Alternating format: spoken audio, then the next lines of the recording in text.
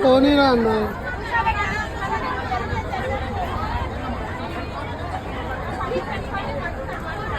అంతే ఏదన్నా నోటికి నచ్చింది తింటుంటే అన్నం బట్టి బట్టలు తిందాక ఏమేస్తున్నారు.